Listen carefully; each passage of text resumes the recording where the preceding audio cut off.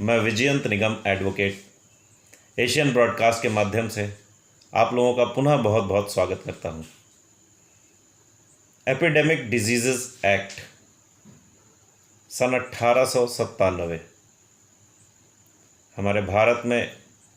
ये एक्ट पिछले 123 सालों से लागू है, जिसमें ये बताया गया था कि एपिडेमिक या कोई महामारी फैलने के दौरान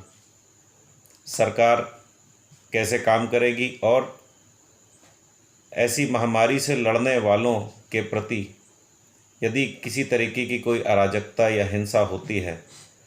तो उसके लिए क्या प्रावधान होंगे। तो ये बहुत छोटा सा एक्ट था और इसमें बहुत नाम मात्र सा प्रावधान सिर्फ इतना था कि यदि ऐसी कोई घटना हमारे स्वास्थ्यकर्मी, डॉक्टर्स या अधिकारियों, अदर गवर्नमेंट ऑफिसर्स, पुलिस विभाग, किसी के भी खिलाफ़ जो महामारी से लड़ने के लिए सरकार द्वारा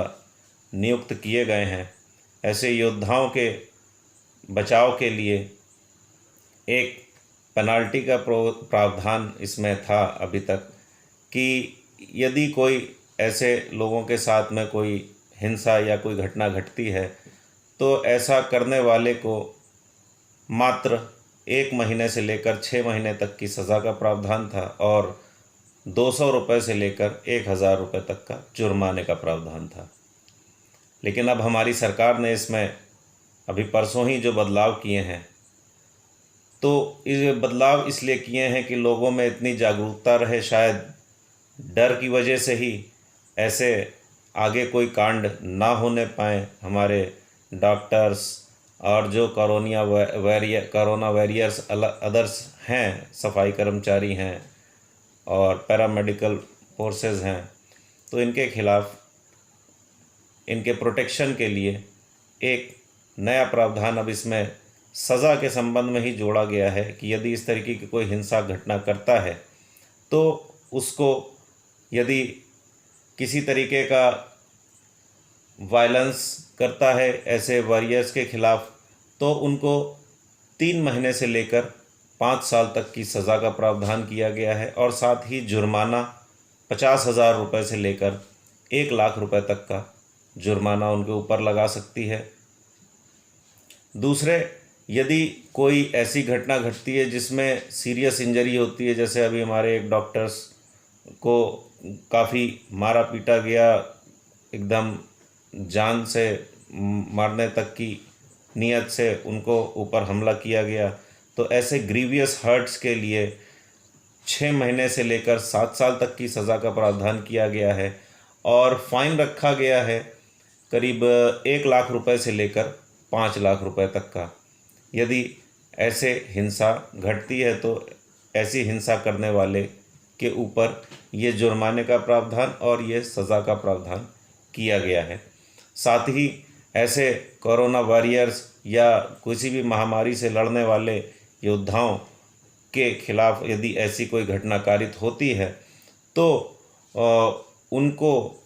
बचाने के लिए ये प्रावधान किए गए हैं कि शायद लोगों में डर की भावना ही से वो ऐसा काम ना करें और उनके साथ हिंसात्मक रूप में पेश ना आएँ। साथ ही इसमें ये प्रावधान भी किया गया है कि ऐसी हिंसा या ऐसी घटना एकदम कॉग्निजेबल ऑफेंस होगी और इसकी तुरंत FIR दर्ज करी जाएगी और ये जुर्म जो है बिल्कुल नॉन बेलेबल होगा और यदि न्यायालय चाहेगी तभी इसमें बेल मिल सकती है। साथ ही इसमें यह भी प्रावधान किया गया है कि इन्वेस्टिगेशन जो ऐसी घटना का होगा वो सीनियर पुलिस ऑफिसर जो उस कंसर्न थाने का होगा उसके द्वारा ये जांच की जाएगी और वो अपनी जांच रिपोर्ट को 30 दिन के अंदर पूरी कर लेगा। 30 दिन के अंदर। बाकी मैटर्स में या केसेस में या मुकदमों में, अन्य केसेस में ऐसा नहीं होता है और उसमें पुलिस के ऊपर रहता है कि वो जब तक जांच उनकी पूरी नहीं हो जाती वो अपनी जांच रिपोर्ट नहीं दाखिल कर सकते। लेकिन ये बाध्यकारी इसमें है कि 30 दिन के अंदर उनको अपनी जांच पूरी करनी होगी और उसके बाद जांच पूरी करने के बाद जब वो रिपोर्ट दाखिल कर देंगे न्यायालय में, तो न्यायालय के ऊपर ये बंदिश है कि 1 साल के अंदर इस केस का निपटारा कर दें पूरी तरीके से। ये प्रावधान इसमें किए गए हैं जिससे कि हमारे जो महामारी से लड़ने वाले योद्धा हैं उनको एक सुरक्षा